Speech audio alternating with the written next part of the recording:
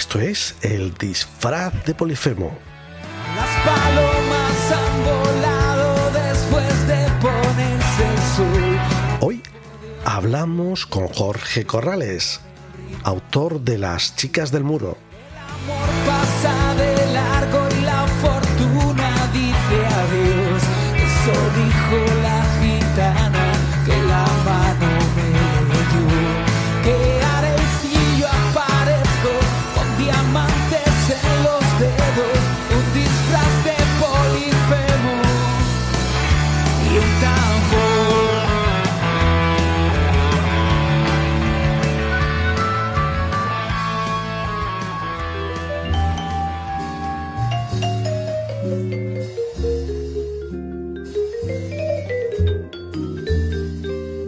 El programa de hoy gira en torno a la idea de cómo una simple imagen puede inspirar toda una historia. De cómo cientos de pequeñas historias han perdurado en el tiempo gracias a que, en el momento oportuno, alguien pulsó el obturador de una cámara fotográfica. Algunas, incluso, lograron pasar al imaginario colectivo por la fuerza de su simbología. Hablamos de imágenes que podrían parecer pequeñas escenas cotidianas, pero que encierran una aventura que espera ser descubierta y relatada. Imágenes que en otro contexto serían irrelevantes, pero que al ocurrir en ese momento y en ese lugar concretos, pasan a hacerse un pequeño hueco en la historia universal. Nadie hablaría de esas chicas del muro si ese día aquel fotógrafo no hubiera estado buscando fotos pequeñas con las que montar el puzzle de las grandes historias. Hablamos hoy también de la ignominia que representó el muro de Berlín para la historia de la humanidad. Un muro que truncó cientos de historias de forma directa, a sus pies, o indirecta, separando vidas y sueños. Pocas de las historias relacionadas con el muro acabaron bien. Algunas, incluso, parecían hacerlo así al principio, pero el mal de ese hormigón actuaba a través del espacio y también del tiempo. Aquel muro también ahogó lentamente las esperanzas de algunos que lograron irse al otro lado, creyendo que con el salto de la libertad empezaba una vida mejor.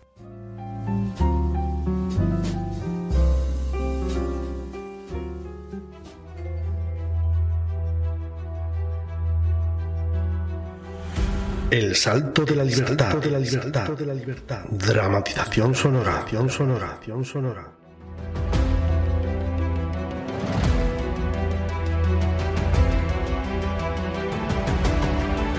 15 de agosto de 1961. 16 horas. Berlín Oriental. Confluencia de la calle Ruppiner con Bernauer Straße. El soldado Konrad Schumann inicia su turno de vigilancia.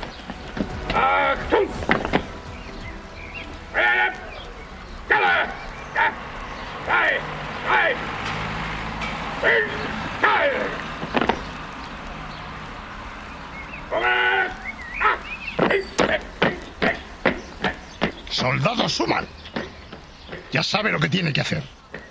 Vigile que nadie salte la alambrada. Hasta mañana no llegará el camión con los materiales para construir el muro. Ahora mismo, cualquiera podría escapar solo dando un salto. Esa alambrada apenas levanta un metro. Sí, mi sargento. Eso que lleva al hombro, soldado Schumann, el subfusil PPS-41, es ahora mismo el verdadero muro. Hasta que no lleguen los bloques de hormigón, tú eres el muro. Si alguien se acerca, le avisas. Y de modo tajante. Si ves algún movimiento extraño, apuntas. Si ves a alguien intentando cruzar, disparas 2 veces. La primera al aire, pero solo la primera. La segunda, a matar. Sí, mi sargento. ¡Con más brío, cojones! Sí, mi sargento. A las 20 horas vendrán a relevarte, espabila. A sus órdenes, mi sargento. Descanse, soldado.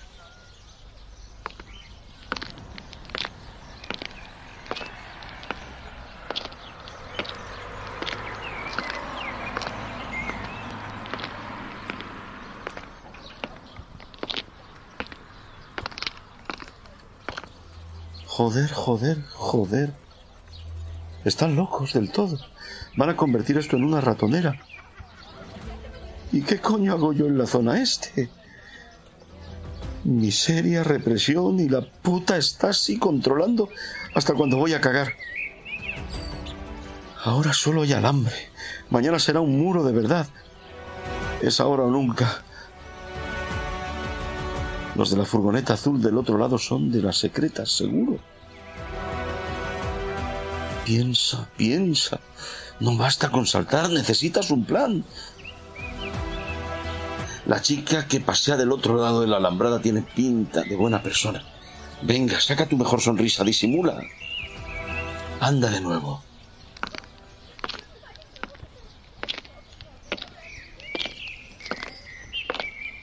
Psst. Oye, ven, acércate un momento, ven.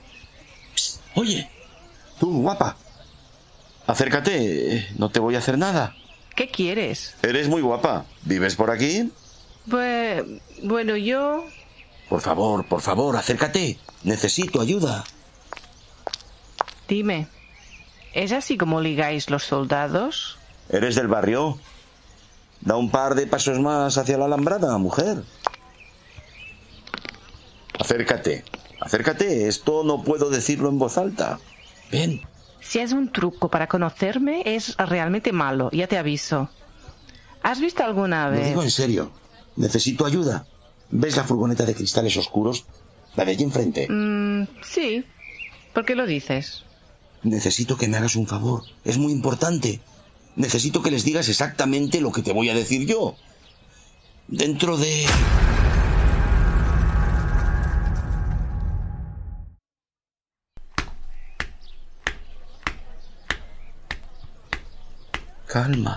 Calma. Tranquilo. O te vas a delatar tú solo.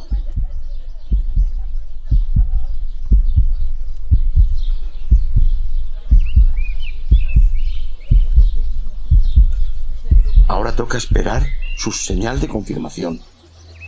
Hasta que pase la furgoneta por primera vez, no enciendas tu cigarrillo. No la cagues ahora.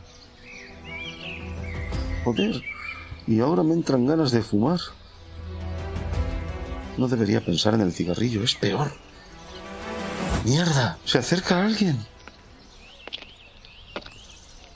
¿Qué pasa, camarada? Hay poco movimiento, ¿no? No. Y mejor así. No, ¿qué va? Solo nos faltaba tener que matar a los nuestros. Si es un traidor, no es de los nuestros. ¿Tienes un pitillo? Sí, tengo un cigarrillo. Toma. ¿Y tú? ¿No fumas? No. Hay que racionar. Estoy...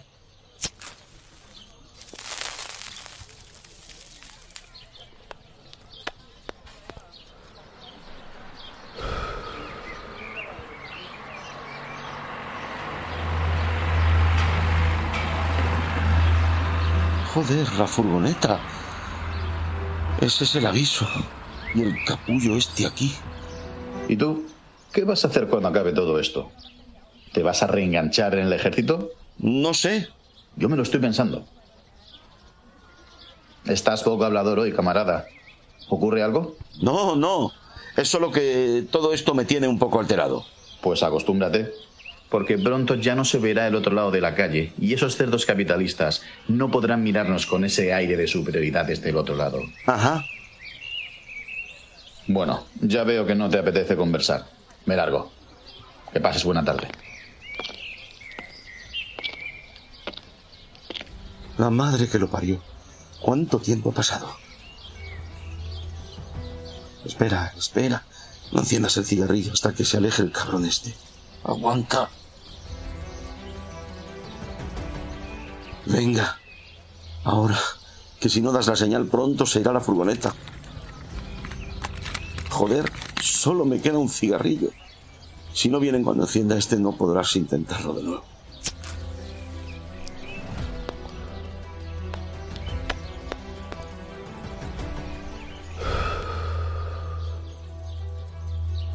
Visualiza 7 pasos, el último más corto, con el pie izquierdo, como cuando hacíamos atletismo en el cole. No se trata de saltar lejos, sino hacia arriba. Si te enganchas a los alambres y caes encima, estás perdido. Un par de metros en la esquina parece estar un poco más bajo. No olvides soltar el fusil y pasar al otro lado. Que quede claro que no vas a atacarles. Venga, ahora disimula. Apóyate en la pared, como si no fuera contigo. No mires directo.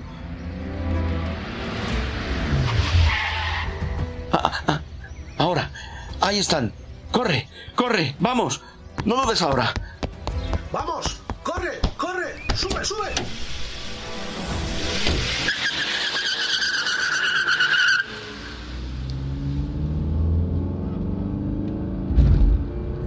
Gracias. Gracias. ¿Cómo te llamas? Konrad Schumann, señor. Bienvenido a Berlín Oeste. Bienvenido a la libertad. Sube la radio esa, Hans.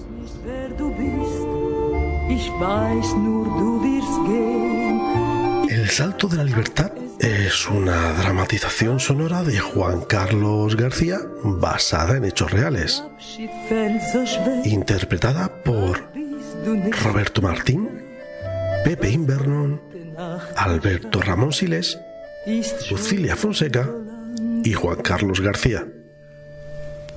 Die Welt ist schön, Milor, wenn du auch von mir gehst. Ich hab dich lieb, Milor, ob du das wohl verstehst. Es war ein Traum, Milor, ein kurzer Augenblick.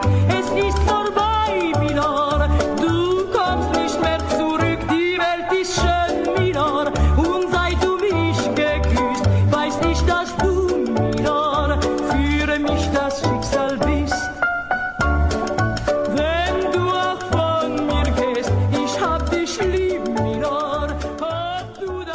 El disfraz de Polifemo nos lleva a un momento duro de la historia reciente de la humanidad. Es el 23 de agosto de 1961. Estamos en Berlín. Y un muro a medio construir separa a dos chicas que juntan sus manos. Una a cada lado del incipiente hormigón, que apenas levanta aún 1 metro de altura y todavía permite el contacto visual e incluso físico. ¿Es una despedida? Cerca de ellas, un soldado, un volpo, vigila la escena, pero no interviene. El momento lo capta un fotógrafo y ese negativo pasa a perpetuar el registro de una pequeña y olvidada escena de aquel cachito de historia. Una más de los cientos de pequeñas historias de angustia, dolor y separación que convulsionaron Berlín en aquel mes de agosto.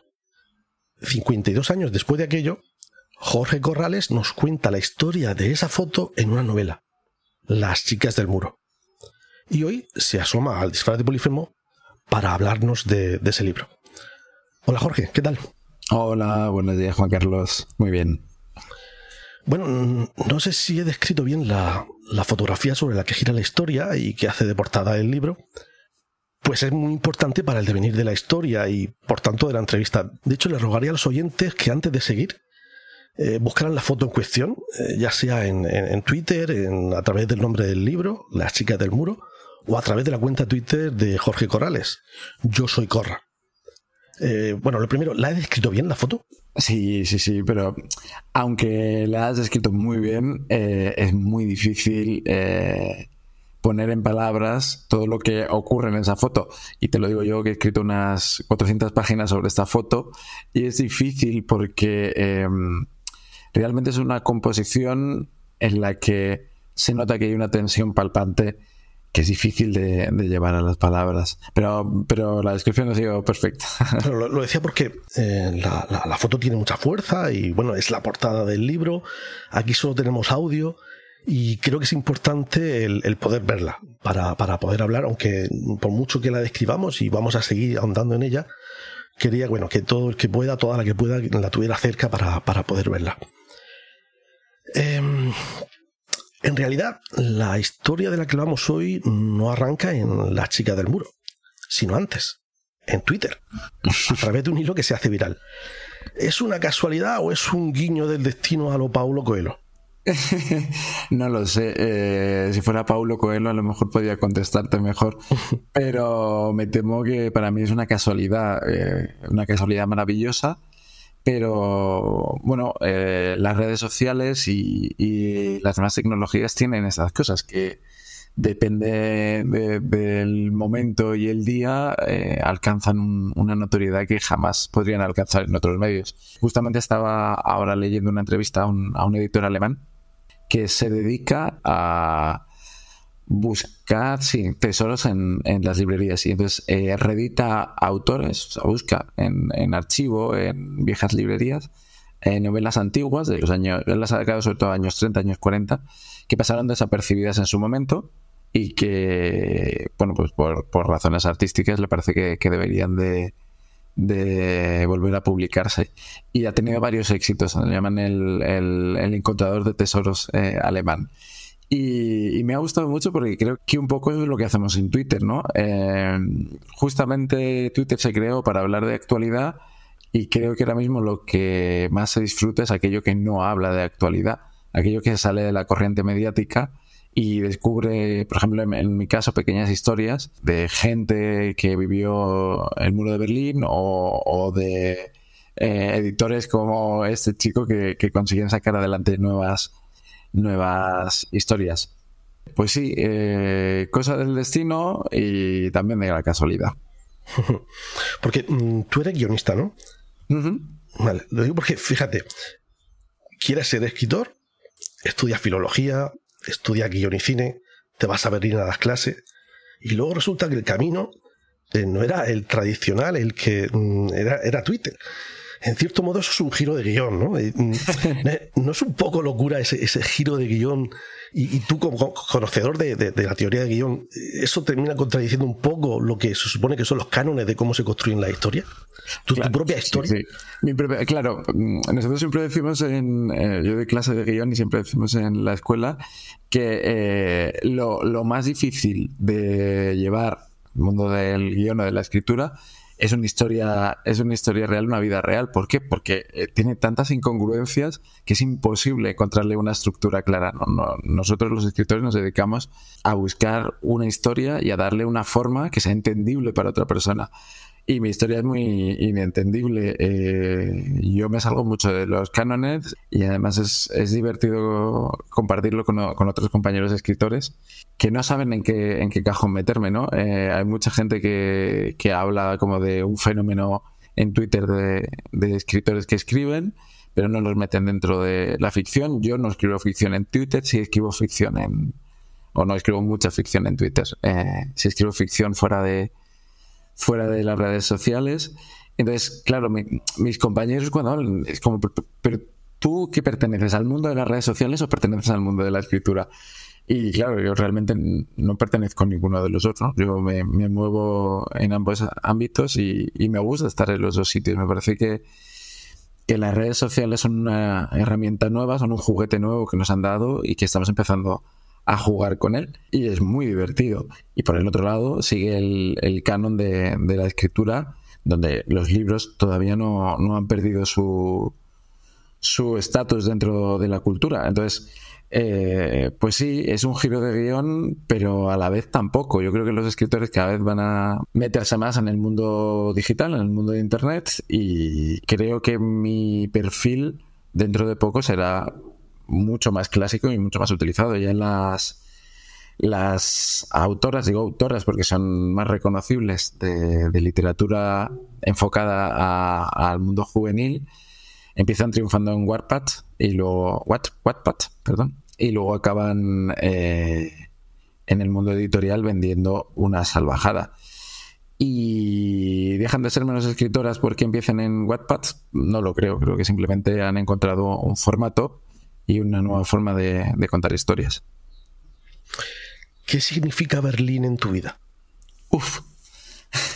Me han hecho esta pregunta varias veces y sigo sin saber contestar, y es difícil de contestar.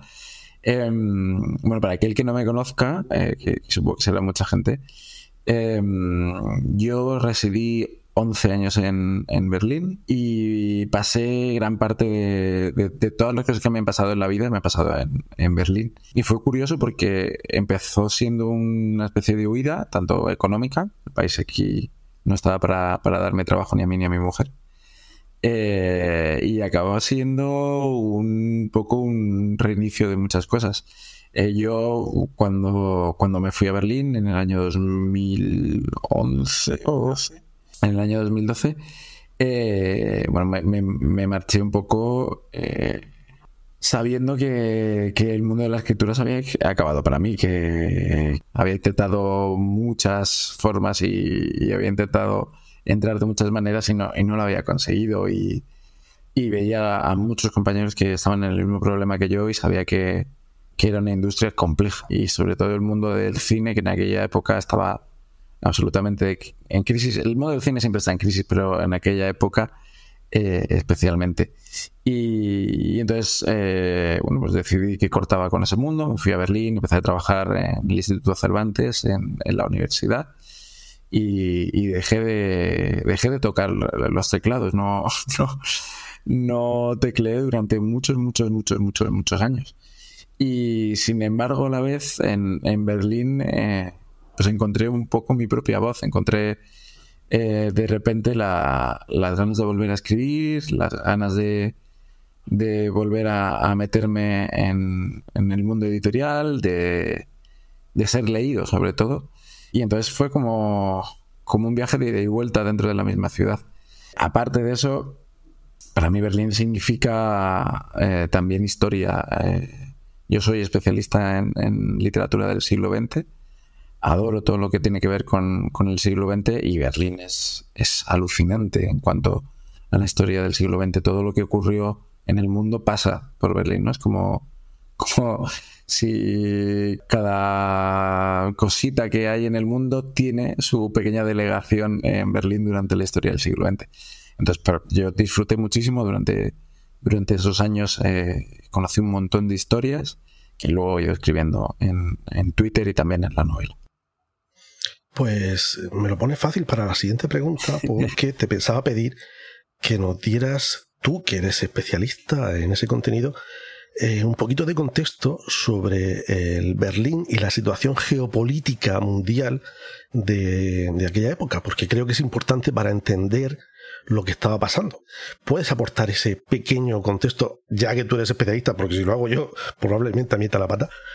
Sí. Bueno, empiezo post Segunda Guerra Mundial, ¿no? Segunda Guerra Mundial creo que todos lo tenemos mucho más claro, porque las películas de Hollywood nos han hecho aprender qué es lo que pasó allí. Y entonces, según termina la Segunda Guerra Mundial, bueno, los primeros que llegan a Berlín son los soviéticos, son los que liberan la ciudad de los nazis, y después llegan los aliados desde el lado oeste. Entonces se firma un pacto entre los aliados y los soviéticos, por el cual, como Berlín era el lugar de decisión de todo, al igual que Alemania se dividió en 4 partes, Berlín también se iba a dividir en 4 partes. Las 4 partes era una parte inglesa, una parte francesa, una parte estadounidense y una parte soviética.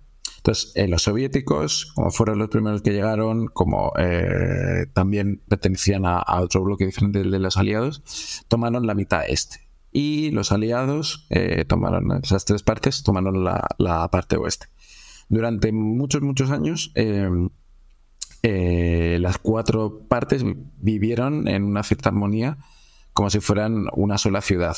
Aunque cada uno era regido por su país, digamos, de poder, todos compartían la misma ciudad, todo el mundo podía pasar de un lado a otro, compartían ayuntamientos, y era como un poco una ciudad un poco extraña, pero como en un desarrollo post Segunda Guerra Mundial. Y en un momento dado se empieza a fraguar la Guerra Fría, el bloque soviético y el bloque de los aliados empieza a entrar en una enemistad, sobre todo por parte de Estados Unidos, que crea la OTAN, y la ciudad empieza a vivir sus primeros cambios, que son los cierres, digamos, desde un lado al otro, empiezan a imponerse ciertos checkpoints, no sé cómo se dice en español. Bueno, sí, checkpoint está aceptado. Sí, y entonces, bueno, digamos que la ciudad empieza a sufrir un poco de tensión. Y entre Brezhnev y Kennedy, sobre todo, empieza a aumentar mucho la tensión, llegando a un punto en el que Brezhnev le pide directamente a Estados Unidos que salgan de Berlín y que Alemania del Este directamente le pertenezca a la Unión Soviética, e incluso intentan llegar a Alemania del Oeste. Y entonces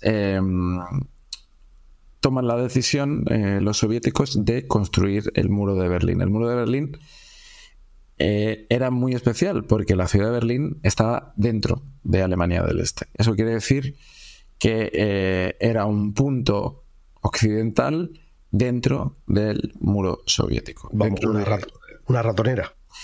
Sí, más que una ratonera, un punto de salida. Sobre todo desde República Checa y otros países del este, la gente viajaba hasta Berlín. Y claro, en el momento que podías salir a la parte occidental, en la parte occidental lo ponía mucho más fácil para marcharte a eso me refiero. En el momento que cierras esa parte se convierte en... Sí. No había forma de salir. En principio les someten durante un tiempo a... Los soviéticos se someten a un asedio, digamos. O sea, no se permite entrar por tierra. Y los americanos crean el Luftbrücke, el puente aéreo, que es básicamente un puente aéreo que ahora no tengo el dato, pero creo que cada 16 segundos partía un avión a Berlín lleno de mercancías.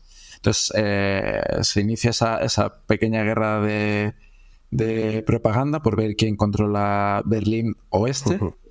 Hasta que finalmente levantan totalmente el muro, no hay contacto entre Berlín Este y Berlín Oeste, y bueno, llegando a tener problemas geopolíticos tan grandes como el desafío de Checkpoint Charlie, en el cual durante la crisis de los misiles de Cuba, por miedo a que invadieran Berlín Oeste, los americanos agarraron los tanques, los soviéticos también, y estuvieron a 100 o 200 metros apuntándose, esperando órdenes desde arriba. Finalmente no pasó nada, pero digamos que era el punto más cercano donde los dos bloques se podían enfrentar.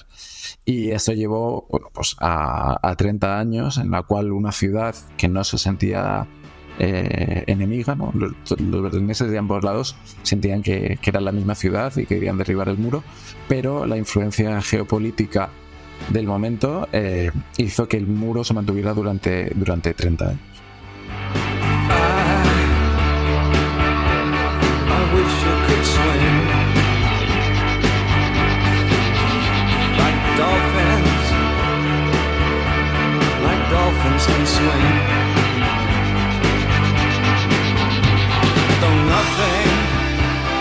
Nothing will keep us together.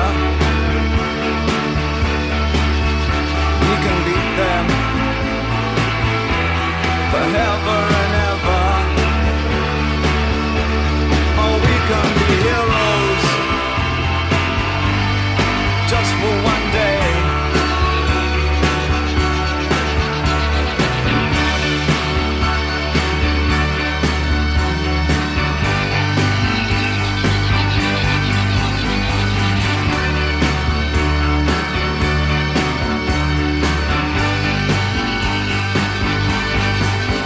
¿Por qué precisamente esa foto, de las múltiples fotos que reflejaban esos pequeños detalles cotidianos de aquella época? Bueno, pues supongo que como a mucha gente que compra el libro por la portada, porque es impactante. Hay algo que te lleva bueno, y que me pasó a mí. Yo la primera vez que vi esa foto, de repente sentí algo y no conocí la historia. Primero vi la foto y después conocí la historia detrás de esa foto. Hay algo fuerte porque hay mucha verdad en esa foto. Es difícil resumir todo lo que sucedió en aquel momento en una instantánea, y creo que esa foto lo consigue. Porque a pesar de que hay miles de fotografías de Berlín, cuando llegas a esa imagen, te das cuenta no solo de lo que está sucediendo, sino de lo que está por venir. Sabes a esas dos chicas que apenas tienen 15, 16 años y sabes que detrás de esos 15, 16 años quedan 30 años en los cuales ellas probablemente no se van a volver a ver. Y entonces es muy impactante tener esa información tú y ver que ellas, sin tener esa información, también están sufriendo lo mismo, ¿no? También saben que ese momento está llegando y que va a suceder esa separación durante tanto tiempo. La novela es básicamente ficción, al menos la narración con la que envuelve la historia de la foto en sí. Pero es completamente ficción. Es decir, la investigación que tú hiciste para contar la historia ¿tiene algún paralelismo con la de Elena, la protagonista? Sí. No tanto con mi historia. Mucha gente me pregunta si es autobiográfico y ya me gustaría haber vivido algo así, pero no, realmente la fotografía y la historia de la fotografía pertenecen a un museo de Berlín, al museo de Treptow. Ahí está colgada la fotografía y todo está ficcionado, pero es cierto que hubo esta investigación por parte del museo, por parte de una conservadora del museo, y fue ella la que fue desentrañando las piezas que cuento en la novela. Por supuesto, todo está narrado como si fuera, yo lo llamo una buddy movie, ¿no? Una historia de detectives que van siguiendo un caso. Y en la novela, pues prácticamente todo es ficción, pero a la vez todo está tomado de sucesos que han sucedido en la realidad, tanto lo que sucedió en 1961 como lo que sucedió en 2019. Dices en un momento dado en el libro, la ciudad se desvaneció. Ya no había fotos de Berlín, solo de nazis. Nazis en el Urter der Linden, nazis frente a la catedral, nazis lavando su ropa, nazis en el ayuntamiento, nazis saludando a nazis. ¿Dónde está Berlín?, se preguntaba Elena. Cuando leo ese párrafo, te imagino a ti también pasando esas fotos y viendo cómo va cambiando la ciudad y cómo va cambiando las personas que aparecen en ella. Si hay una parte también de ti en las investigaciones. Sí. Es que te veo a ti ahí pasando esas fotos. Ese capítulo es parte de la documentación de la novela. Y Javier Cercas siempre dice que él escribe novelas de aventuras, pero la aventura es en sí escribir el libro. Bueno, pues a mí me pasa un poco con este capítulo, porque yo, claro, iba a escribir sobre una fotografía en Berlín que está dentro de los archivos de la ciudad de Berlín, que esos archivos fotográficos forman parte de la UNESCO. Claro, dije, bueno, si está en este archivo, voy a chequear qué es lo que hay dentro de este archivo, ¿no? Y de repente me pasé una mañana mirando fotos por orden cronológico, ¿no? Empezaban en el siglo XIX y luego estuve no sé cuántas horas, pero muchas horas viendo fotografías. Y me impactó mucho, me impactó cómo podías ver la ciudad cambiar y cómo los acontecimientos históricos se veían reflejados no solo en el día a día de la ciudad, sino en qué captaban los fotógrafos. Eso me pareció muy interesante, ¿no? Cómo el foco de las fotografías tiene que ver mucho con lo que está sucediendo en la ciudad. Y una de las partes que más me impactó fue esa, ¿no? En los años 30, pasaba la década de los 20, que justamente tenemos todos en la imagen una década muy divertida y muy, pues, le llaman el Berlín champán, ¿no? En el cual había estas fiestas y estos artistas, y realmente no, las fotografías que captan son de mucho dolor, de gente pasándolo muy mal después de la Primera Guerra Mundial. Y entonces de repente toda la mirada de los fotógrafos está en esa gente, ¿no? Digamos en los obreros, en la parte más desfavorecida de la ciudad, y de repente desaparece. Es como si no existiera. Es como si el nacionalsocialismo hubiera barrido todo y todas las fotografías son para ellos. Y me pareció muy interesante porque al final yo creo que los partidos políticos que tienden a encontrar soluciones perfectas, y ahora está pasando en nuestra sociedad, que tienden a encontrar soluciones perfectas muy sencillas, lo que hacen es precisamente eso, llevarse el foco de la fotografía, ¿no? Ponerse ellos por delante del problema. Decir que la solución está en el político, no en la política. Y eso me parecía muy interesante y quise trasladarlo al libro. Luego hay un capítulo que le dedico a esa idea de que cuando los políticos salen en el primer plano de las fotografías, lo que están ocultando es a la gente que hay detrás. Están dejando de lado los verdaderos problemas y a la gente que realmente está sufriendo esa época. Y si haces un pequeño chequeo de la época de Mussolini, de la época de Stalin o de Lenin, y te das cuenta que de repente las fotografías son siempre muy parecidas. Da igual el signo político, lo que importa es esa megalomanía y esa manera de traducir en la política sus ambiciones. Entonces, me resultaba interesante que justamente en esta época, en la época del muro de Berlín, las miradas volvieron otra vez a la gente, y me pareció interesante, y creo que había un espíritu por parte de la sociedad de reconstruir aquella época, pero no mirando hacia esa política que les había llevado a la Segunda Guerra Mundial, sino mirando a la gente. No sé cuánto de eso nos queda ahora, no sé si los años 60 fueron una especie de optimismo demasiado utópico, pero me parece bonito recordarlo. Me parece que es una época que miró hacia otros lados y que se nos está olvidando otra vez. Me ha gustado eso que has dicho de que cuando los políticos se ponen en primer plano de la foto se oculta a la gente que hay detrás. Bueno. Eso es atemporal. Sí. Eso es atemporal. Sí, esto en la novela hablo de que la verdadera fotografía llega cuando un fotógrafo, en vez de enfocar hacia donde, digamos, todo el mundo está enfocando, gira la cámara y enfoca donde nadie está mirando, ¿no? Y la fotografía tiene ese poder, tiene la capacidad de enseñarnos realidades, ya no solo que no conocemos, sino que ni siquiera forman parte de nuestro imaginario, ¿no? Y se cuelan ahí dentro. Esta fotografía se ha colado dentro del imaginario de Berlín.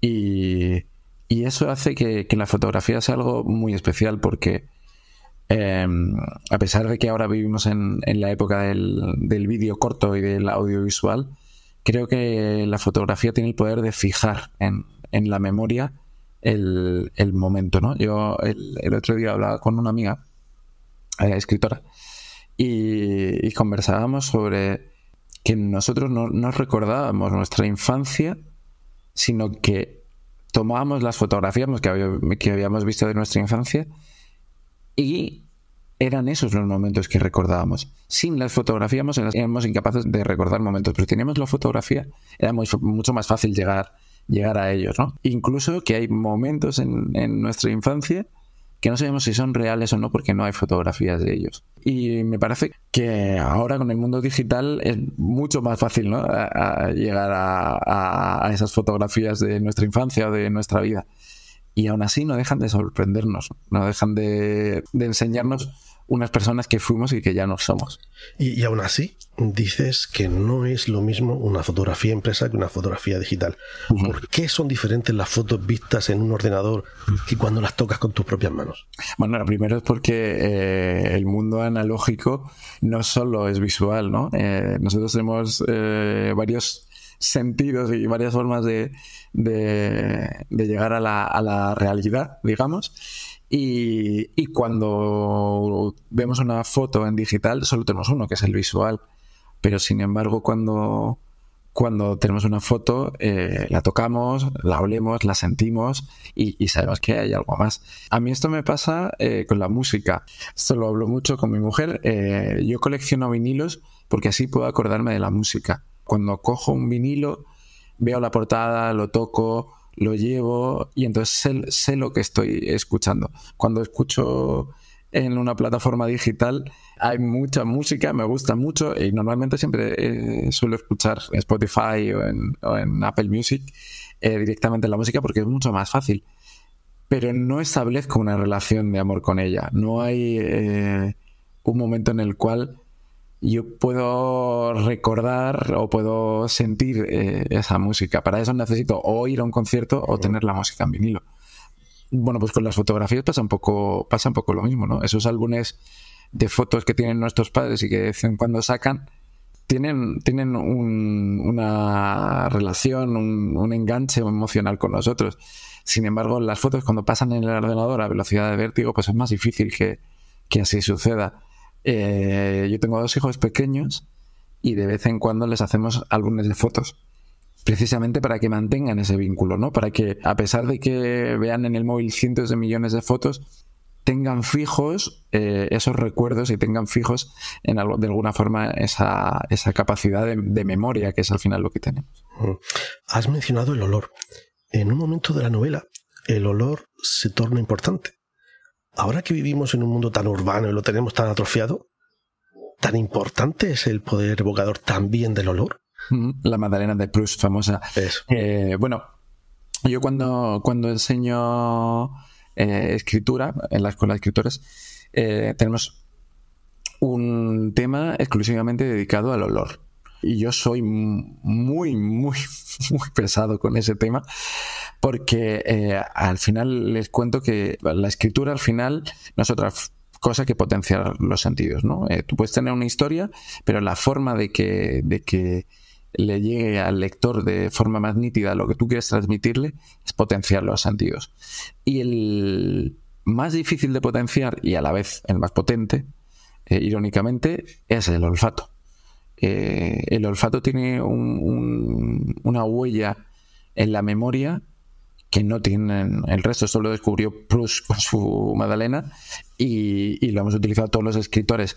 Yo, por ejemplo, guardo el olor para momentos muy importantes porque me parece que es tan potente y tan difícil de describir que en los momentos de clímax o en un momento importante de la narración es interesante meter un olor porque nos va a remitir tanto al personaje como al lector a determinados momentos de su vida, en este caso de su infancia, pero es algo potente, es algo que pertenece casi a un mundo metafísico, ¿no? Es difícil describir un olor, sin embargo todos al olerlo sabemos exactamente lo que estamos oliendo y tiene una potencia en nuestro cerebro que hace que se abra de muchas formas nuestra mente. Entonces, claro, el olor es importante y justamente Berlín es una ciudad que tiene olor, ¿no? Yo creo que las ciudades son identificables por el olor y recuerdo mis primeras veces en Berlín y sin poder describirlo, sentir que ya había un olor diferente. Uh-huh.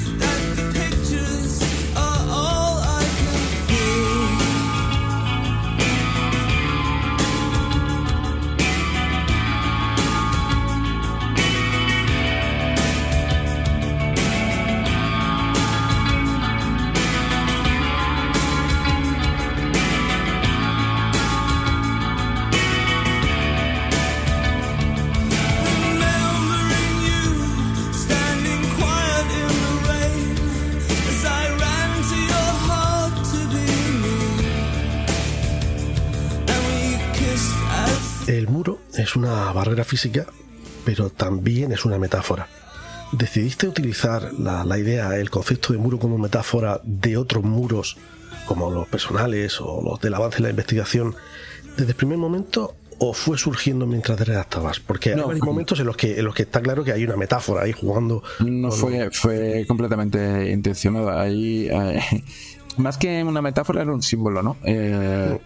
Creo que el muro de Berlín fue un problema para la ciudad, un problema político, pero sin embargo tener un muro separando una ciudad era un símbolo muy potente de muchas otras cosas. Entonces, yo establecí, digamos, todas las tramas y todo lo que tenía que ver con la novela en base al símbolo del muro, ¿no? En la novela hay una historia entre las protagonistas, que no son las chicas de la foto, que gira en torno a un muro entre ellas.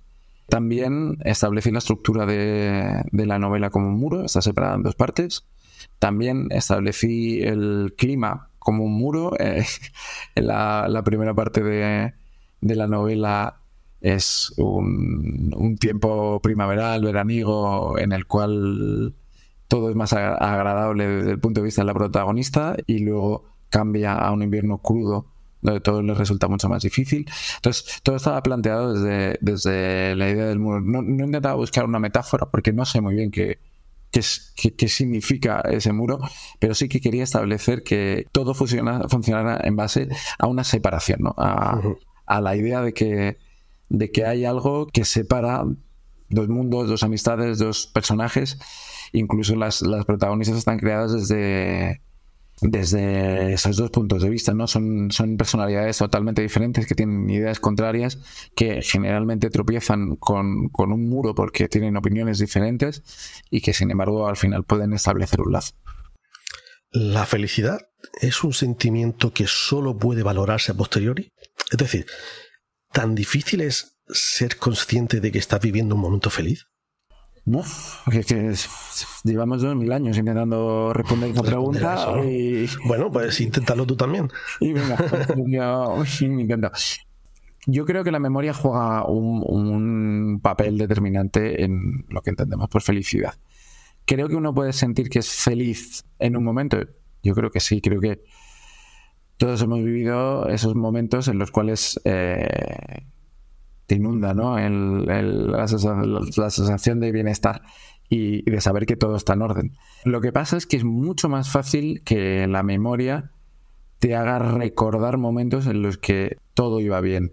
Esto precisamente pasa con Berlín. Berlín es una ciudad en la cual todo el mundo se queja de que Berlín ya no es la ciudad que era.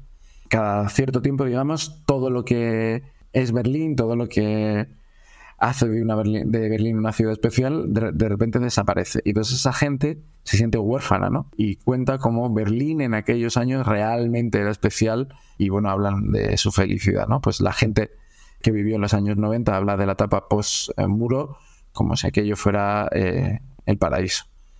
Y en una entrevista en una cadena alemana que hablaban sobre Berlín y la melancolía, había un chico bastante mayor, no sé, rondaría los 50 o 60 años, que contaba que él era echte Berliner, que es auténtico berlinés, que lleva toda la vida viviendo en Berlín y su familia era berlinesa.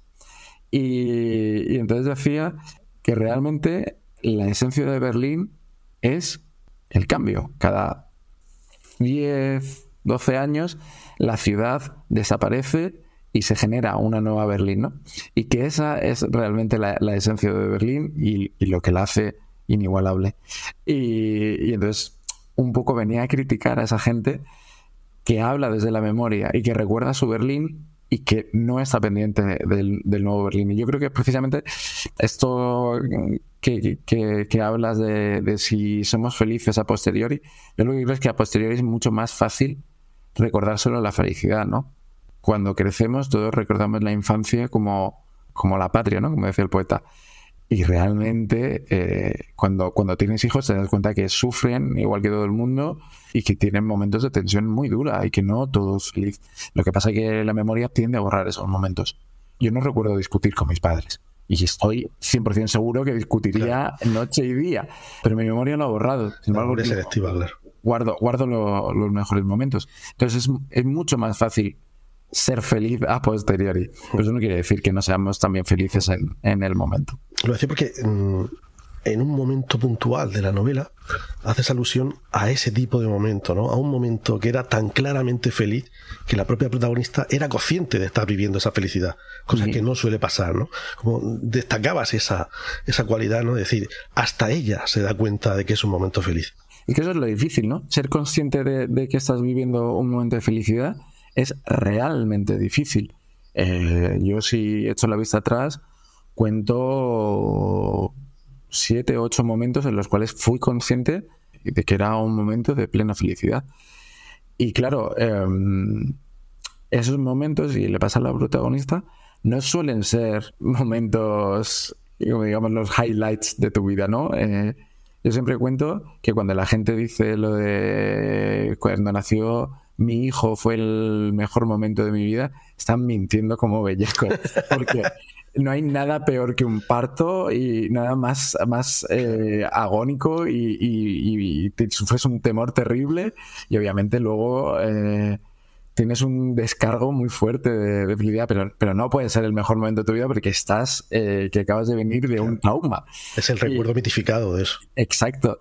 Entonces, realmente esos pequeñitos momentos en los que eres consciente suelen ser momentos muy cotidianos, ¿no? Momentos en los cuales todo ha encajado y durante un par de minutos sabes que estás en un buen momento. Y eso le pasa a la protagonista, ¿no? La protagonista no tiene ese momento durante uno de los grandes acontecimientos de la novela, sino durante uno pequeñito, durante un momento que en principio no tendría por qué serlo. Tú que has vivido tanto tiempo en Berlín, ¿los extranjeros caminan de un modo diferente? ¿Como dirías en un momento puntual? ¿O es un mero recurso literario? Eso sí es autobiográfico y eso me ocurrió en Madrid. Hay un momento en la novela que alguien para a la protagonista y le habla en otro idioma y la confunde con una extranjera. Y eso me sucedió aquí en el Paseo del Prado, que está lleno de extranjeros, ¿no? Visitando toda la zona turística de Madrid. Y un señor me paró y me empezó a hablar en inglés. Le contesté en inglés. Pues le dije que me preguntó algo turístico y le dije que yo no sabía, no tenía ni idea de lo que me estaba preguntando y me preguntó si yo no era un turista y le dije que no. Y entonces me dijo eso, me dijo, es que caminas como un turista, ¿no? Caminas como me dijo exactamente, caminas como un americano, como un estadounidense. Y se me quedó en la memoria para siempre, pero esto sucedió hace mucho, mucho tiempo. Y siempre me lo he planteado, ¿no? Existe una forma de caminar diferente, no lo sé, pero me gustó tanto esa frase, ¿no? De caminas como un extranjero, que me parece que hay mucho detrás, ¿no? De todos los que hemos sido inmigrantes, sabemos que caminamos de forma diferente, que por mucho que intentes involucrarte en una sociedad, es difícil pertenecer a ella y siempre vas a caminar diferente, ¿no? Yo alabo mucho a la gente que es capaz de pertenecer a una sociedad en la que no ha crecido y no ha nacido, porque es un esfuerzo tremendo, llegar a comprender las reglas que conlleva una cultura en la que tú no has aprendido a vivir. Entonces, para mí esa gente tiene mi máximo respeto y bueno, me gusta eso de caminar como un extranjero. Supongo que tiene que ver con la confianza. Le escuché a Javier Cámara en una entrevista que él decía que cuando él llegó a Madrid él andaba diferente también, pero porque todo el mundo andaba muy rápido. Decía, ¿dónde van con tanta prisa? Él venía de un pueblecito, ¿no? En plan Martínez Soria, Paco Martínez Soria, y decía, claro, evidentemente andaban diferente porque llevaban una confianza y un ritmo diferente a él, y eso visualmente se notaba, ¿no? En otro momento de la novela redefines el concepto de héroe, lo adaptas a esos tiempos y hablas de héroe de la derrota. ¿Hay situaciones en las que una victoria pírrica es la única o la mejor de las victorias posibles? Bueno, este concepto no es mío, ¿eh? Esto es un robo a un filósofo alemán que hablaba de que precisamente los grandes héroes del siglo XX fueron aquellos que no hicieron actos heroicos, sino que se dedicaron a desmontar todo aquello que habían hecho los supuestos héroes, ¿no? Y hablaba de la Alemania post Segunda Guerra Mundial, también hablaba de Adolfo Suárez, hablaba de Lech Walesa y de ciertos políticos que no entraron dentro del panteón de la gran política. Creo que ahora sí, creo que ahora están siendo recuperados. Pero en principio, bueno, pues los héroes son aquellos que son capaces de imponerse a grandes obstáculos, ¿no? Y realmente, y estoy muy de acuerdo, los héroes de la derrota son aquellos que, en vez de imponerse a los grandes acontecimientos de la historia, lo que hacen es dejar que esos acontecimientos no influyan en la sociedad, ¿no? Participar como parte de la sociedad en esos acontecimientos y no destacar por encima de ellos, sino mantener un perfil no bajo, sino un perfil en el cual lo importante es que se resuelvan los problemas y no imponerse ante ellos, ¿no? Un poquito esto de lo que hablábamos antes de no salir en la foto, sino dejar que el resto de la sociedad sea la que haga el trabajo. Muchas veces en el mundo de la política creo que se tiene demasiado, no sé si llamarlo ego, de creer que desde la política son capaces de cambiar la sociedad, y generalmente los grandes cambios sociales no están promovidos por grandes políticos, al contrario, están promovidos por la sociedad misma, ¿no? En Alemania tenemos el claro ejemplo de que el muro de Berlín no lo tiró ningún político. Todos los grandes popes que intentaron desestabilizar la parte soviética de Berlín lo hacían con intención, y sin embargo, cuando la sociedad tuvo la valentía y las ganas de simplemente unirse, que era su único objetivo, entonces sí que consiguieron derribar ese muro. Entonces, sí, para mí los héroes de la derrota, esa gente que sabe perder su propio valor político para conseguir que la sociedad vaya mejor, son los reales héroes, ¿no? La gente que lleva a cabo un gran favor a la sociedad. Y es una pena, porque creo que era un concepto que ya por los finales de los 90 estaba muy en boga y la gente lo llevaba claro, que la política interesante era la que se ejercía desde la sociedad. Y bueno, no sé si simplemente la sociedad ha cambiado y ahora somos más seguidores que participantes, y entonces creo que últimamente están volviendo las grandes figuras, ¿no? Y los grandes estadistas, en vez de dejar espacio a la sociedad para crear un proceso en el cual sean ellos los que elijan cómo se tiene que llevar a cabo todo esto. A veces hay historias que nos negamos a conocer porque intuimos que no tendrán un final feliz. Sirva para el caso la dramatización que hemos usado hoy, la dramatización sonora que hemos usado hoy, basada en la historia real de Konrad Schumann, que parecía una historia con final feliz, pero luego resultó que no, que acabó incluso en tragedia. ¿El ser humano tiende a rechazar sí o sí una historia si no tiene un final feliz? Yo creo que sí. Yo creo que un mecanismo de defensa que utilizamos, ya no que tenga un final feliz, sino que tenga una supervivencia. Yo siempre digo que las historias al final son una forma de enseñar a sobrevivir, ya sea psicológicamente o físicamente. Y precisamente creo que la forma que tenemos de trasladar esa carga genética, que es al final lo que tenemos, que es enseñar a nuestros hijos a no morir, bueno, pues forma parte de las historias, ¿no? Nosotros hablando de los escritores, estructuramos las tramas en base a que tengan un final, puede ser anticlimático, pero aún así aquel que lo lea va a llevarse algo, va a aprender algo de esa novela y va a ponerse en la... Se llama un final satisfactorio, que sí, lo llamáis. Exacto, ¿no? Te vas a poner en la piel de la otra persona y al menos te vas a llevar algo, aunque... Casablanca. Ese personaje tenga un final... Yo creo que Casablanca es un final feliz, ¿eh? Bueno, se queda así la chica. Se queda sin la chica, pero nosotros siempre decimos que lo importante es resolver el conflicto interno, ¿no? Y realmente el problema del personaje de Rick no es que haya perdido a la chica, el problema es que ha dejado de creer, ¿no? Y entonces es un final absolutamente feliz y redondo, porque realmente esa chica, si se queda allí en Casablanca, no va a hacer ningún bien a la sociedad, no va a formar parte de la resistencia. Este señor, si se hubiera quedado con ella, probablemente viviría siendo un cínico y no tendría ningún interés y acabaría la historia tal y como empieza. Entonces, al final, Casablanca es un final absolutamente feliz para mí. Lo que pasa es que la trama parece que es infeliz.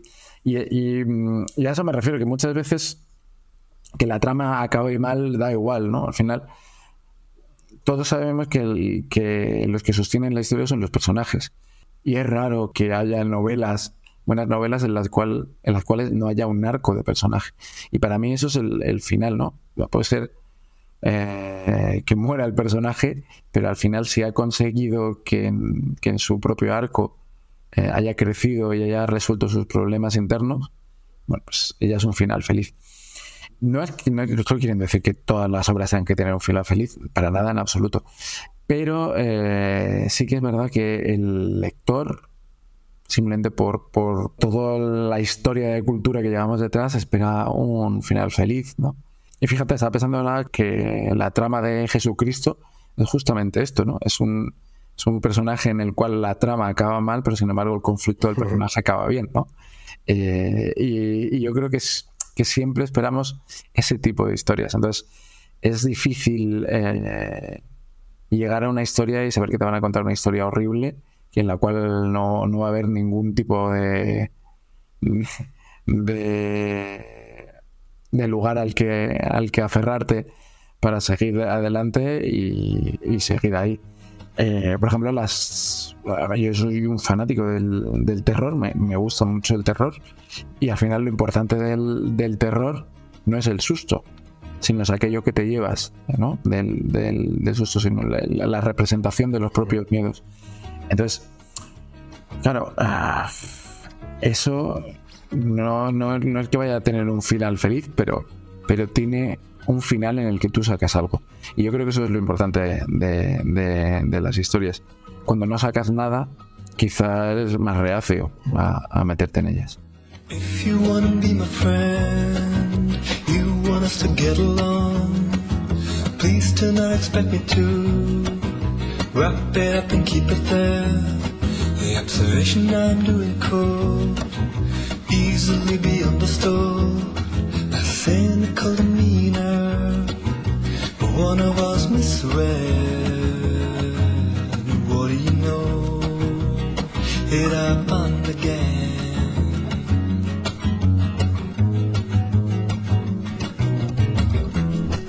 A friend is not a means. You have to get somewhere. Somehow they notice friendship is an end. What do you know? It happened again. ¿Puede ser peor no tener un recuerdo que tenerlo aunque fuera un mal recuerdo? Buena pregunta, y yo creo que es peor no tener un recuerdo, ¿no?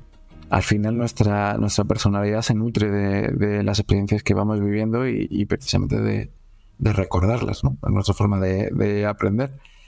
Y por ejemplo en la novela se habla de pequeños momentos de los cuales no se tiene muy claro qué es lo que sucedió.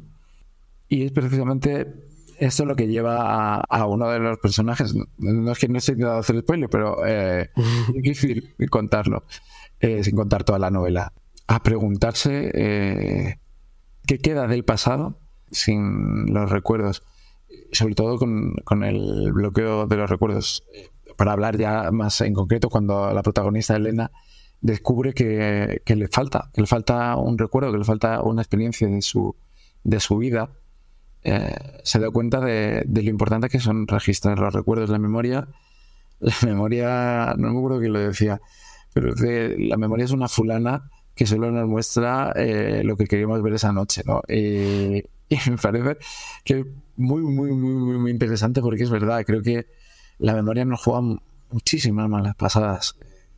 Creemos que los acontecimientos que pasaron fueron así, no es verdad, nadie se puede fiar de la memoria. Pero lo peor de todo es cuando la memoria nos hurta aquello que vivimos, porque nos quedamos sin una parte de nosotros. Y yo, por ejemplo, utilizo la escritura precisamente para eso. Yo siempre digo que todo lo que escribo es ficción, que cuando cuento un recuerdo, que nadie espere que cuente exactamente lo que sucedió. Primero porque yo no lo recuerdo. Yo no tengo la capacidad de saber todo lo que sucedió en aquel momento, y sobre todo porque en el momento en que penetra en mi memoria, penetra como una historia y deja de pertenecer a la realidad, pertenece a lo que yo sentí, a lo que yo vi y a cómo yo lo recuerdo. Y cómo yo lo recuerdo es al final ficción. No hay una forma de escribir sobre un acontecimiento sin ficción. En el momento en que nos ponemos a escribir, estamos dando nuestro punto de vista, nuestra forma de verlo, y todo es ficción. Permíteme ahora un giro brusco. Ahora mismo eres programador en los Cines Zoco. Sí. Si pudieras programar cualquier película de cualquier época sin ningún tipo de requisito y te diera igual todo, ¿qué 3 o 4 películas programarías para las próximas semanas? Uf. Es decir, es absolutamente libre. Sí. Y se depende de ti y no tienes que pensar ni en el público, ni en si son comerciales o no. Es decir, voy a darme el gustazo. ¿Con qué 3 películas te darías el gustazo? Es que es difícil esa pregunta, porque realmente ya me da el gustazo con muchas.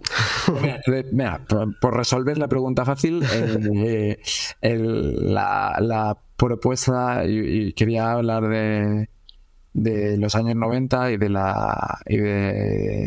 los problemas de Peter Pan que tenían algunos personajes en los años 90, y había propuesto 3 películas que son El indomable Will Hunting, Beautiful Girls y Alta Fidelidad, ¿no? Y bueno, pues esas 3 te las digo y me quedo tan. Vale, parece que hay cierto consenso en que en esto de la literatura, desde el punto de vista de ganarse la vida como escritor, no existe la clase media. Es decir, los superventas que copan todo, incluidas las promos interminables, el faranduleo, y por otro lado, los modestos, que tienen que multiplicarse para sobrevivir haciendo más cosas que escribir, y por lo tanto no escribiendo con la calma que les gustaría, ni unos ni otros. Y entonces yo me pregunto, y te pregunto, hoy en día, ¿quién tiene tiempo para escribir con la calma que sería deseable? Buena pregunta.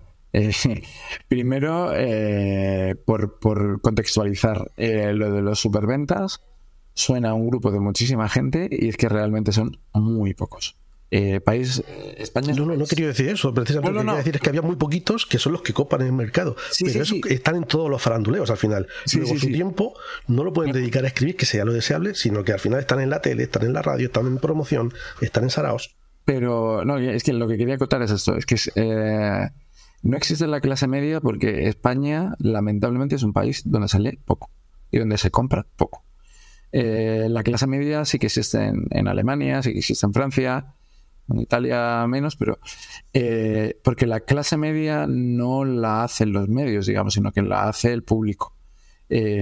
Cuando hay una media de ventas altas, eso influye en que esos autores modestos puedan llegar a ser una clase media, porque venden lo suficiente, porque hay mucha gente lectora. El problema de España es que leemos muy poco. Se me puede tirar todo el mundo encima que quiera, porque las estadísticas están ahí.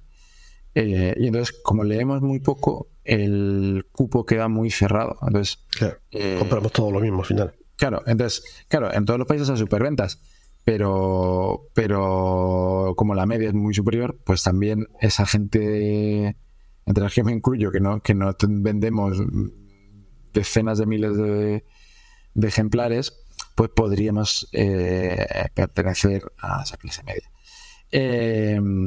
Entonces, ahora volviendo a tu pregunta, ¿quién tiene tiempo para escribir? Pues probablemente los jóvenes. Yo echo mucho de menos el joven. No, lo dice como si tuviera 78 años, tío. Sí, pero no es que no me considere joven, pero yo me he dado cuenta, ¿sabes? Me lo decía una profesora en la escuela de cine. Me decía, no sabéis la suerte que tenéis de poder tener la mente limpia.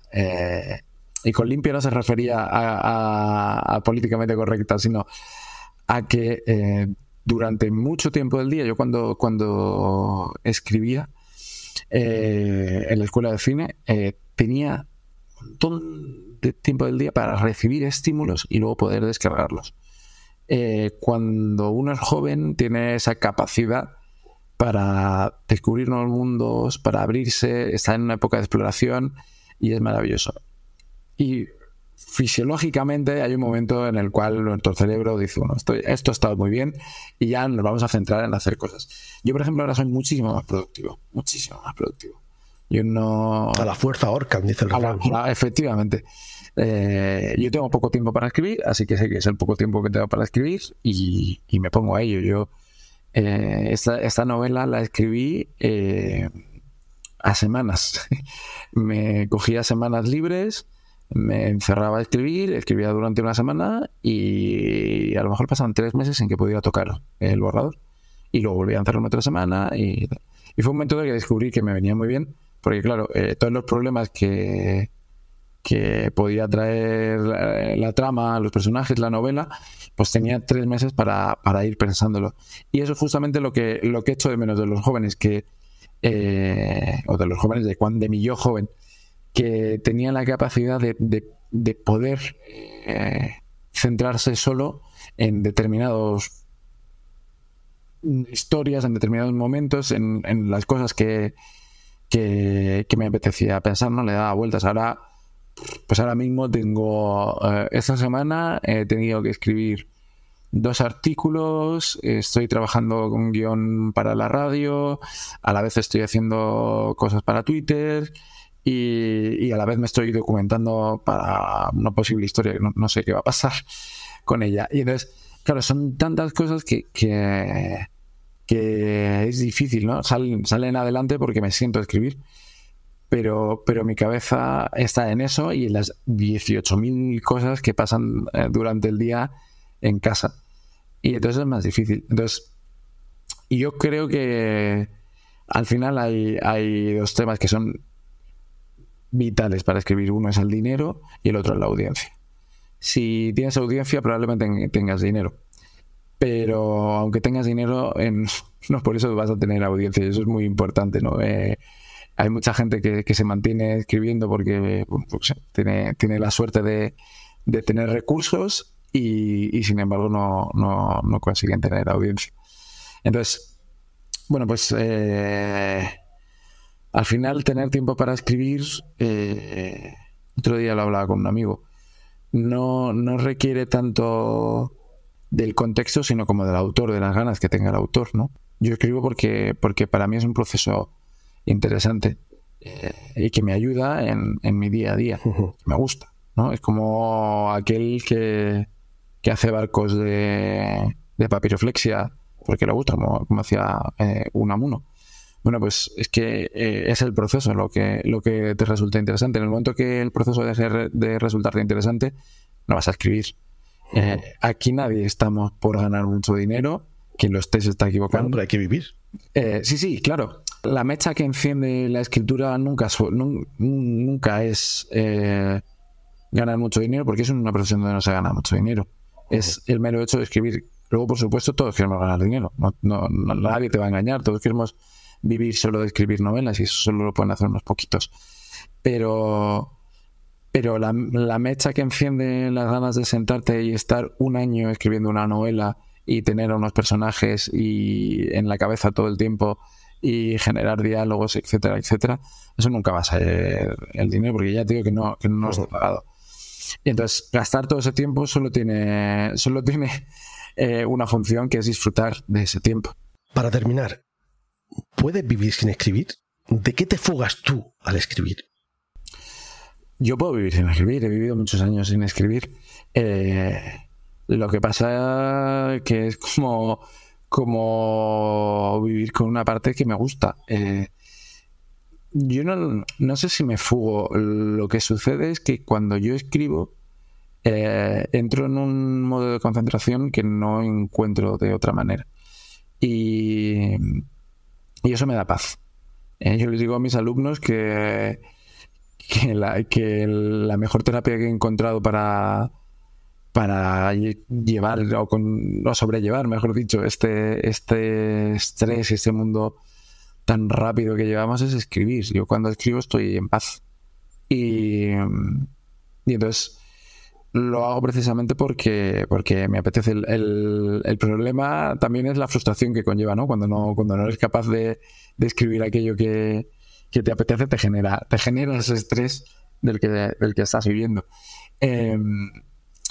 Pero bueno, pues al final yo me he dado cuenta que la gente tiene diferentes maneras de expresarse, ¿no? Que hay gente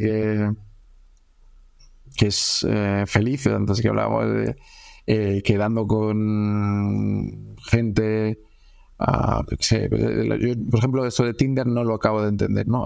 La gente dice, no, es que voy y me lo paso bien y tal, y yo lo pasaría fatal. Yo soy una persona que los primeros momentos de conocer a otra persona los llevo fatal, me causan mucha ansiedad y entonces, bueno, pues hay gente que le complace eso. A mí me complace sentarme a escribir y me complace tener en la cabeza siempre una historia, ¿no? Y volver a ella recurrentemente para añadir cosas, para ir mejorándola. Uh-huh.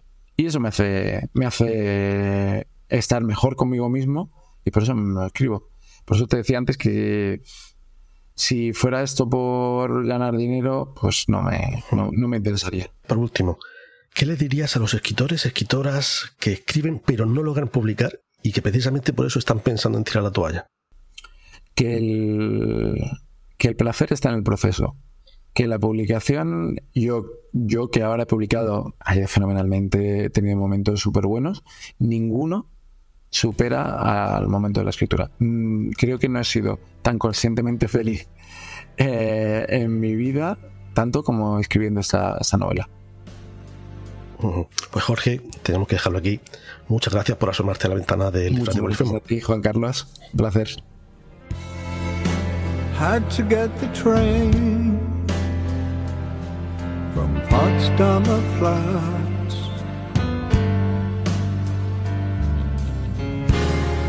You never knew that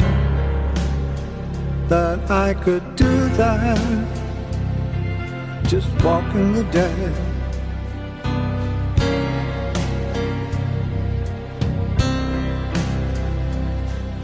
Sitting in the jungle, remember the Straße.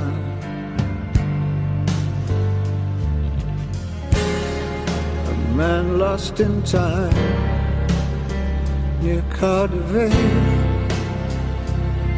just walking the dead.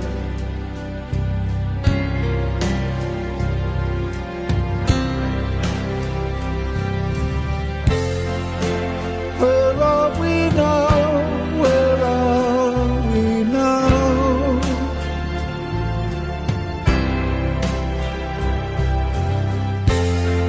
The moment you know, you know, you know.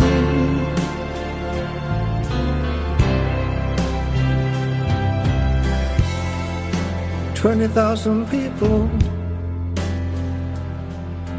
crossbars and Buka.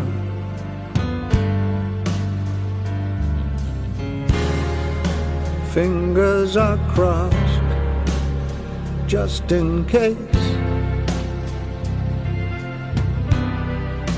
Walking the dead.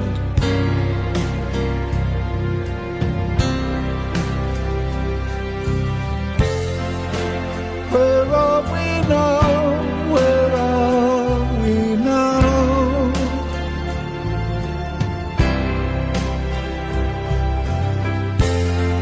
The moment you know, you know, you know. As long as there's sun.